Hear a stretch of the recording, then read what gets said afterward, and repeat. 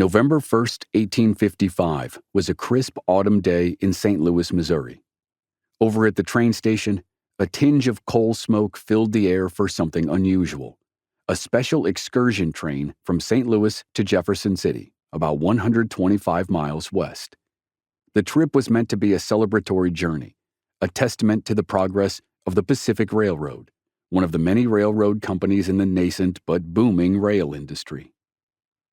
The train was filled with the most esteemed citizens of St. Louis, railroad executives, politicians, and their families. Among those travelers were the mayors of St. Louis and Carondelet, as well as Henry Chouteau, whose father founded St. Louis. Roughly 600 or so loaded into the train, whose locomotive was dubbed O'Sullivan, and headed west. As the train rolled out of town, the passengers reveled in the Missouri landscape. In the VIP cars, champagne glasses clinked, laughter rang out, and titans of industry spoke in bold tones of the fortunes they envisioned being built on rails of steel. But soon after they left St. Louis, things went south. At mile marker 39, the train reached a bridge over the Gasconade River. The bridge was an engineering marvel, a 760-foot-long wooden structure stretching across the water. But there was a caveat. It was a marvel built in haste and barely tested under a full load. And yet, the O'Sullivan rolled onto the bridge. As the train began its crossing, disaster struck. With a sickening snap, the span between the east bank and the first pier collapsed. Wooden timbers splintered beneath the weight of the engine. The O'Sullivan tipped backward as it fell, crashing down onto the first passenger car. Behind it, 7 cars followed, falling into the river below. Miraculously, one passenger car remained upright on the tracks. It didn't take long for the chorus of screams to rise above the wreckage. Survivors clawed their way out of the twisted cars, dazed and bloodied, and stumbled over splintered beams and jagged iron. Some managed to crawl out of the river. 31 people died in the crash, including Henry Chouteau, the son of the founder of St. Louis. More than 100 were injured, and in a single heartbeat, the celebration had turned into catastrophe. News of the disaster sent shockwaves through the nation. In Washington, Congress buzzed with alarm. As it turned out, the Gasconade Bridge disaster was not an isolated incident. Rather, it was a harbinger of worse things to come. It was a tragedy that revealed the risks of a young nation hurtling toward the future without restraint, and it cast a long shadow over the ambitious vision of a railroad that could unite the country and span the continent. And yet, even as the wreckage and debris of the Gasconade Bridge disaster was cleared and families mourned their dead, the nation pressed forward. Politicians and industrialists across the country discussed the feasibility of a transcontinental railroad project. It didn't matter how much it cost or how many people needed to die, the future was rail. There needed to be a line that connected east to west. And just over a decade after Gasconade, a race would begin. A race between 2 rival rail companies hell-bent on connecting the United States of America.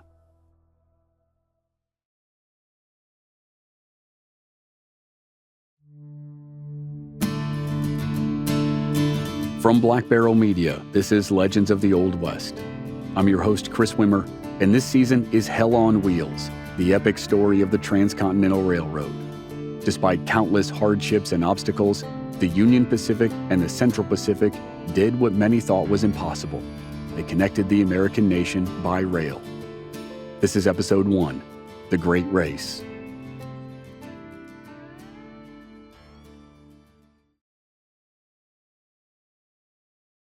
The Gasconade Bridge disaster was a tragedy, but the train crash wasn't something out of the ordinary.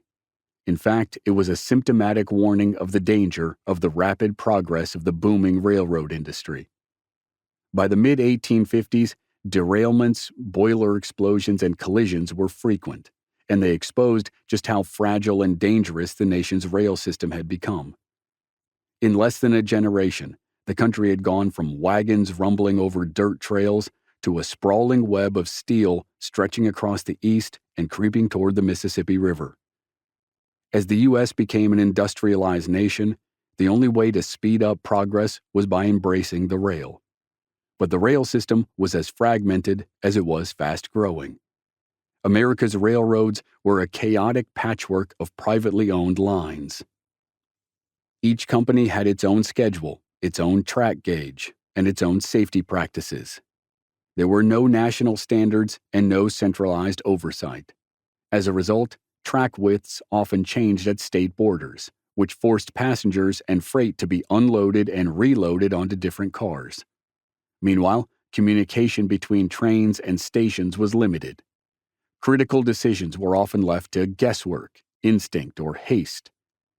It was this lack of cohesion, standardization, and rush to build that helped create tragedies like the one at Gasconade Bridge, as well as the one that occurred less than a year later in White Marsh Township, Pennsylvania. July 17, 1856, was the hottest day of the year in Philadelphia. Even at dawn, the heat was heavy as families gathered outside St. Michael's Roman Catholic Church. But the heat didn't stop St. Michael's from organizing a special summer picnic for families to some nearby woods. When everyone had gathered, the large party headed toward the train station and loaded onto an excursion train of the Philadelphia and Reading Railroad. At the head of the train was the powerful Shackham-Maxon locomotive. When all 12 wooden passenger cars were loaded, the Shackham-Maxon blew its whistle and rolled out of Philadelphia, heading north. It was 6 a.m., and the Shackham-Maxon had actually left Philadelphia slightly behind schedule. But the conductor was confident he could make up for lost time. In doing so, he failed to telegraph ahead to alert stations along the line, which would be a costly mistake. As the Shackham-Maxon got underway, a second locomotive, the Aramingo, was on its way south toward Philadelphia. The Aramingo traveled along the same single-track line, and under normal circumstances, the two trains could have passed each other safely using the siding track at Edge Hill. But the delay in the Shackham-Maxon's departure and the lack of communication put the two trains on a collision course. At 6:18 a.m., both trains approached a blind curve just past Camp Hill Station. Dense summer foliage concealed their approaches from each other. The Shackham-Maxon rolled downhill into the bend, while the Aramingo had just begun to round the same curve from the opposite direction. Because it was a blind turn, both trains blew their whistles, but neither engineer could hear the whistle of the other train over the sound of his own whistle. By the time they saw what was coming, it was too late, and the two trains collided at full speed. The boilers exploded on impact, creating a blast that was heard as far as 5 miles away. The first cars of the Shackham-Maxon, packed with children, priests, and teachers, were destroyed instantly. Wooden walls splintered like matchsticks. Iron bars twisted like vines. Flames surged through the wreckage as overturned oil lamps ignited what was left. Nearby farmers heard the explosion and rushed to help. They dragged bodies from the flames and carried the injured into homes and barns where neighbors tried to help the wounded. Sadly, there wasn't much they could do. More than 60 people, many of them children, died in the Great Train Wreck of 1856. The bodies pulled from the wreckage were often crushed beyond recognition or burned beyond hope. A church outing that was meant to celebrate and enjoy a summer day had become one of the worst rail disasters in American history. Public outrage was immediate and unrelenting. The New York Times called it, quote, a horror unparalleled. Citizens demanded regulation. They wanted standardized schedules, mandatory telegraph use, safety inspections, and federal oversight. Politicians, especially at the state level, introduced bills and commissions aimed at curbing the most dangerous practices. They desperately wanted to bring some level of consistency to an industry that operated free-for-all. But the railroad companies, owned by wealthy, powerful, and fiercely independent barons, resisted at every step of the way.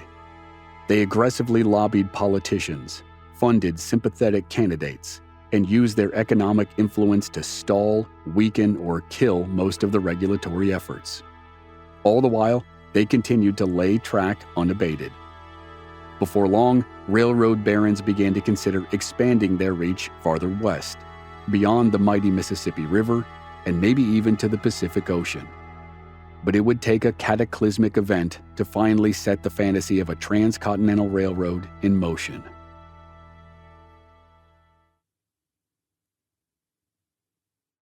Long before the Civil War, the idea of a rail line crossing the continent had captured the imagination of American visionaries.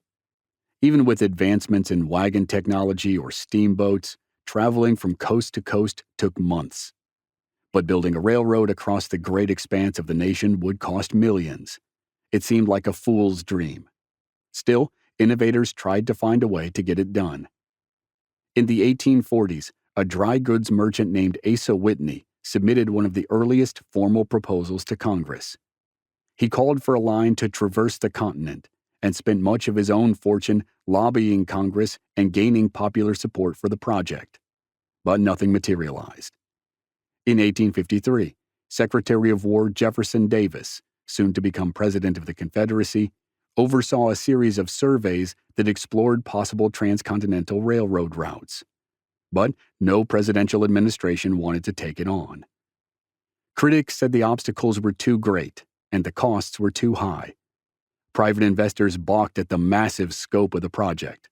The Sierra Nevada mountains were impenetrable, and the Great Plains were a desolate void. Critics mocked the whole enterprise, calling it a railroad to nowhere, an impossible line stretching across the great American desert. But not everyone scoffed. Abraham Lincoln had been a believer in the power of railroads long before he reached the presidency. As a young lawyer, he had represented rail companies in court. As a congressman, he supported internal improvements and read Asa Whitney's proposals. Lincoln was so enamored with the prospect of a transcontinental railroad that the final plank of the 1860 Republican Party platform declared, quote, "A railroad to the Pacific Ocean is imperatively demanded by the interests of the whole country, and the federal government ought to render immediate and efficient aid in its construction." But before the United States could render immediate and efficient aid to construct a railroad, it had to fight a war for its survival.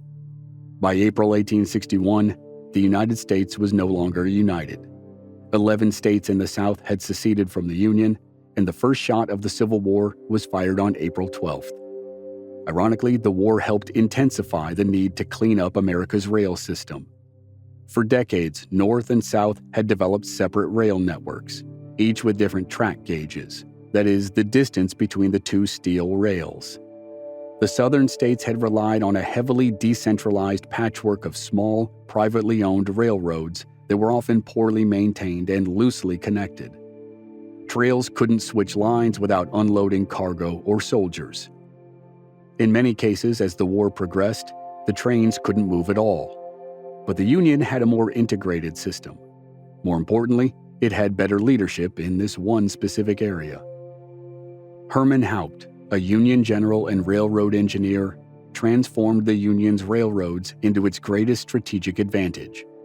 Haupt streamlined logistics, rebuilt bridges overnight, and replaced sabotaged tracks within hours. Under Haupt's control, the Union was able to move troops and supplies faster than the Confederacy could anticipate, and that advantage helped the Union immeasurably as the war progressed. Lincoln became increasingly convinced that if the nation was to endure after the war, it would need infrastructure to hold it together in peacetime. It needed a single rail line from coast to coast, and luckily for Lincoln, Congress agreed. The war forced Washington to act boldly. Congress had raised armies, nationalized currency, and expanded federal power in ways which were once unthinkable. The prospect of building a transcontinental railroad no longer seemed impossible. So in 1862, Congress passed and Lincoln signed the Pacific Railway Act. The legislation authorized the construction of the first federally funded transcontinental railroad. The act provided generous land grants and government bonds for two companies, the Central Pacific Railroad, building eastward from Sacramento, California, and the Union Pacific Railroad, which would build westward from Omaha, Nebraska. Almost instantly, it became apparent that the first transcontinental railroad project wasn't just going to be a major public works program. It was going to be a race. Within the upper echelons of the Central Pacific and the Union Pacific, a sense of competition arose. The race was based solely on financial incentives. The company that laid the most track the fastest received the most government subsidies. Already, the financial incentives were enough to bring out the most ruthless and conniving businessmen. But the man leading the Union Pacific would come up with a scheme unlike anything ever seen in the United States.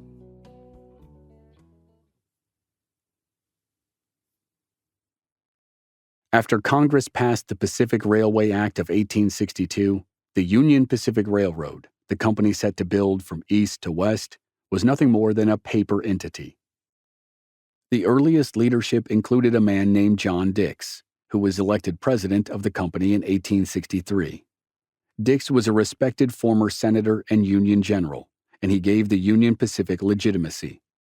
But he lacked the appetite for financial risk and the ruthlessness required to push the project forward under the government's incentive structure. Very quickly, it became clear that the Union Pacific needed someone with grit to oversee the operation. That man was Thomas Durant, a financier, a backroom operator, and a master manipulator who was well known in New York's financial circles.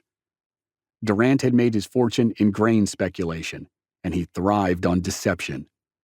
He knew how to twist laws, lobby Congress, and manipulate markets to his advantage. Throughout late 1863 and 1864, Durant began acquiring stock in the Union Pacific and consolidating influence behind the scenes. John Dix was the president on paper, but Thomas Durant quickly became the man running the railroad in practice. He leveraged proxies, coerced allies, and maneuvered to marginalize anyone who opposed him. And he had a key ally in his mission. George Francis Train was a flamboyant entrepreneur and self-proclaimed visionary with a gift for selling ideas. Technically, Train had no formal role with the Union Pacific. He was mostly a showy promoter. Train gave speeches and handed out pamphlets in order to help secure more funding from investors. He had previously helped finance streetcar lines in England, and he saw the Transcontinental Railroad as an investment opportunity and a path to historical greatness. Thomas Durant liked what he saw in George Train, especially as Durant noticed a way to make millions of dollars from the railroad project. Congress had promised land and loans for every mile of track laid. For each completed mile, the railroad would receive 6,400 acres of land, and government bonds worth between $16,000 and $48,000 depending on the terrain. The intent was to incentivize rapid construction. But it was a system with a flaw. It rewarded quantity, not efficiency. Durant recognized the flaw, and he turned it into a fortune. In 1864, Durant and Train joined forces and acquired control of a dormant shell company known as the Pennsylvania Fiscal Agency. They renamed it Credit Mobilier of America. Ever the schemers, they chose the name with purpose. It was similar to an elite French investment firm known for funding major public works. To investors, the name signified scale and safety. Behind the name, it was neither. Instead, it was a way for Durant and Train to funnel federal dollars straight into their pockets and those of other Union Pacific insiders. The scheme was simple. Durant placed Credit Mobilier in charge of construction, and then he overbilled Union Pacific for every contract. Since he secretly controlled both companies, the excess profits simply looped back to him and his associates. The railroad paid inflated rates and billed them to the government. The government issued bonds, and Credit Mobilier quietly cashed them in.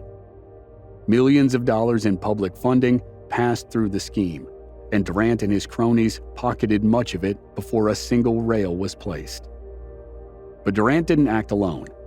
George Train helped sell Credit Mobilier stock to powerful allies in Congress.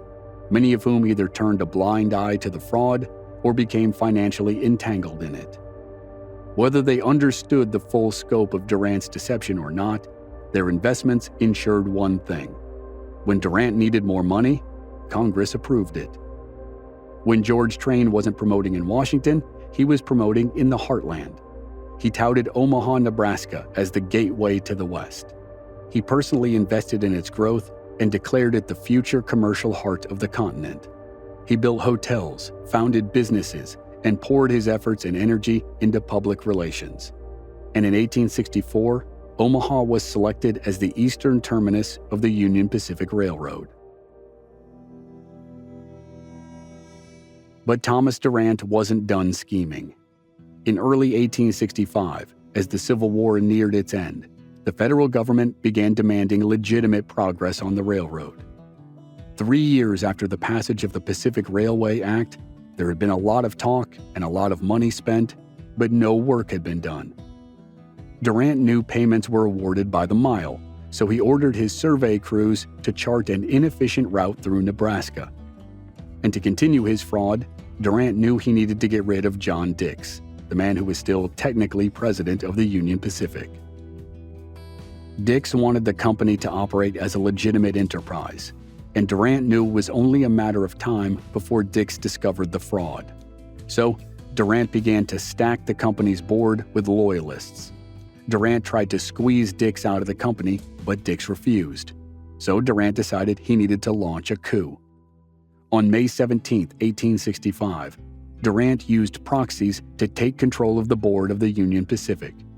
A few days later, Durant's lawyers served an injunction to freeze any further interference from Dix or his supporters. Durant's men physically seized the company's New York headquarters and locked out Dix's supporters. Dix knew he was no match for Durant, and he relented. Over the next few months, Durant consolidated control of the Union Pacific and paid off Dix with $50,000 for his share of the Union Pacific stock. Dix walked away in disgust, and Durant didn't care. With Dix out of the way, Durant had full authority over the company's finances, contracts, and direction. Construction of the Union Pacific Railroad could now begin, on his terms.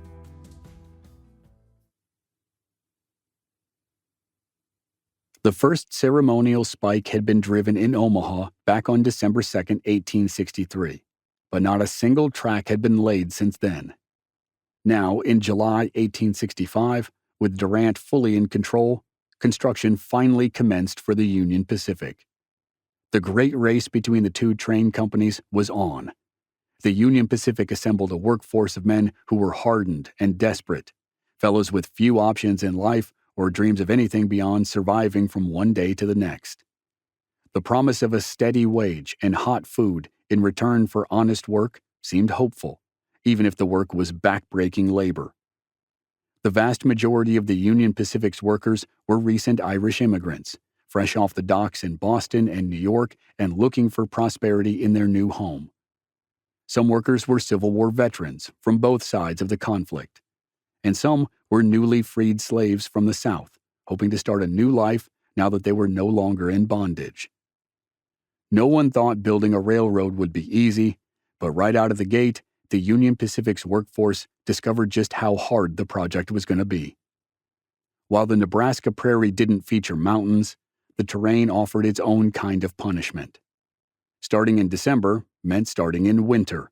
The ground was frozen, which meant breaking through the soil with pickaxes was damn near impossible.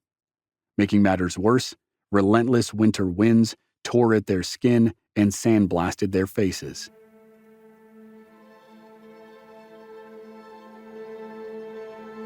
On top of the weather conditions, the work itself was daunting. Each rail weighed around 600 pounds and had to be carried by hand and set and hammered into place. Injuries quickly became common. Slipped hammers shattered hands. Crushed feet meant permanent disability. Black powder accidents could kill a dozen men at once with a single explosion. Those who died were buried where they fell, sometimes right next to the track they had just laid moments before. But men told themselves the hardship would be worth it because of the steady pay. Except there was a problem. They were barely getting paid at all. As it turned out, wages were extremely low and inconsistent, and it was all part of Thomas Durant's scheme to make as much profit as possible. Under Durant's direction, the early months of Union Pacific construction were filled with delays and setbacks. Materials failed to arrive on time. Shipments of rails, timber, and tools sometimes vanished or were endlessly rerouted. Some of the workers suspected that the delays were deliberate, that Durant was holding up construction to manipulate Union Pacific's stock so he could secure more funding. Durant knew he needed to keep up appearances. Whenever government inspectors or investors visited the construction site, Durant staged elaborate scenes of progress.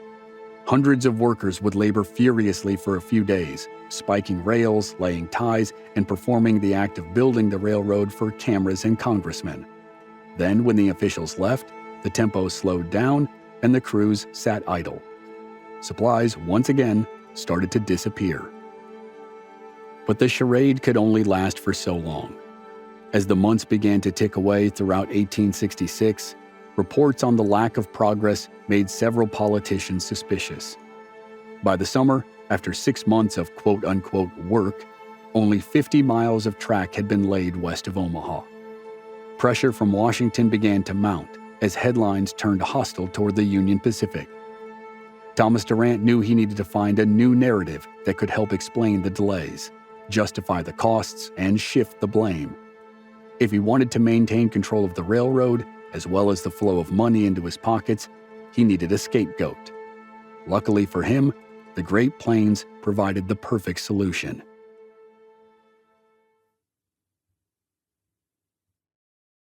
By late 1866, the Union Pacific had laid its 100th mile of track west of Omaha, a modest achievement considering the grand vision of a transcontinental railroad that would cover more than 1,500 miles between Omaha and Sacramento. As the Union Pacific crept further onto the Great Plains, the land it crossed and claimed as its own wasn't empty. The route cut through the ancestral hunting grounds of the Pawnee, Cheyenne, Lakota, and Arapaho, along with several smaller tribes. For the indigenous people, the arrival of the railroad signified far more than a new mode of transportation. It meant permanent occupation. Thomas Durant saw an opportunity. He knew that native attacks, both real and imagined, could provide the perfect cover for construction delays. In the decades before the Transcontinental Project, the U.S. government had signed treaties with tribal nations that shaped the geopolitical boundaries of the region. Chief among the treaties was the 1851 Treaty of Fort Laramie, which recognized native sovereignty over vast portions of the Great Plains.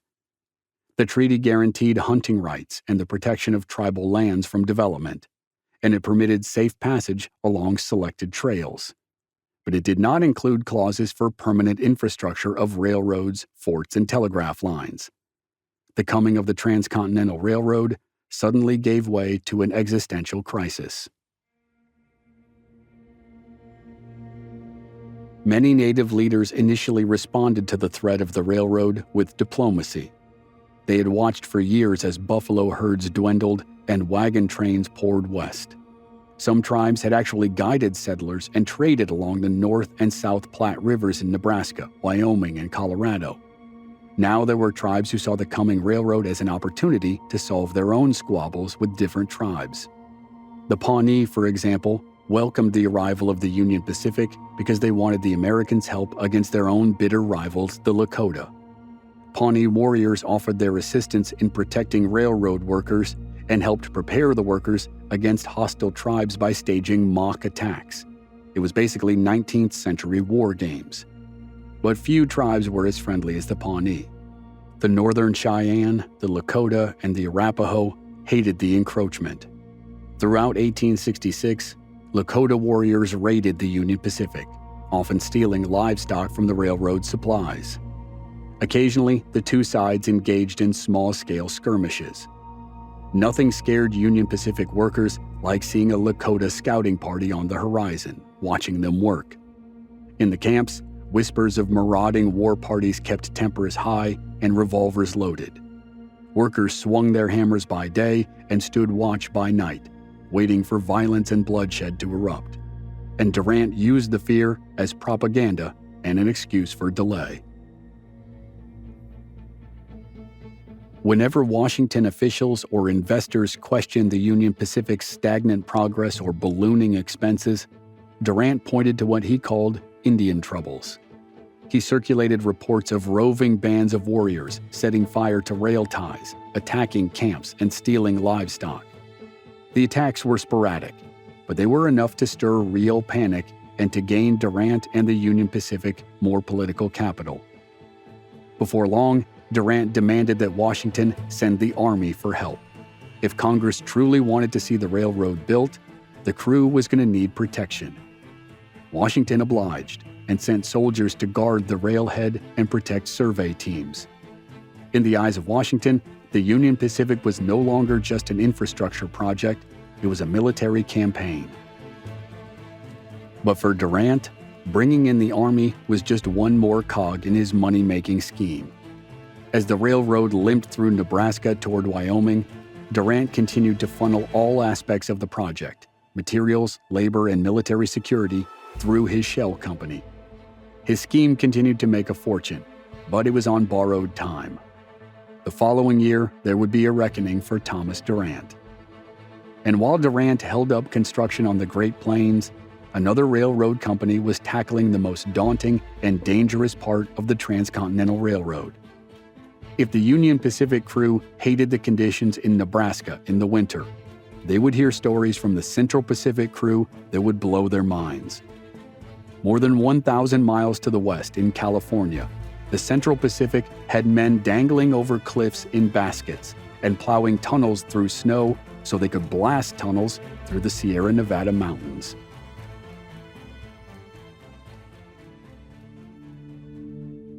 Next time on Legends of the Old West, the focus shifts to the Central Pacific Railroad. While the Union Pacific was hampered by corruption and mismanagement, the Central Pacific fought its way through the towering Sierra Nevada mountains. It would take ingenuity and sheer willpower from an unlikely source of labor to conquer California's most formidable landmass. That's next week on Legends of the Old West. Members of our Black Barrel Plus program don't have to wait week to week to receive new episodes. They receive the entire season to binge all at once with no commercials, and they also receive exclusive bonus episodes. Sign up now through the link in the show notes or on our website, blackbarrelmedia.com. Memberships are just $5 per month. This series was researched and written by Matthew Kearns. It was produced by Joe Guerra. Original music by Rob Valier. I'm Chris Wimmer. Thanks for listening.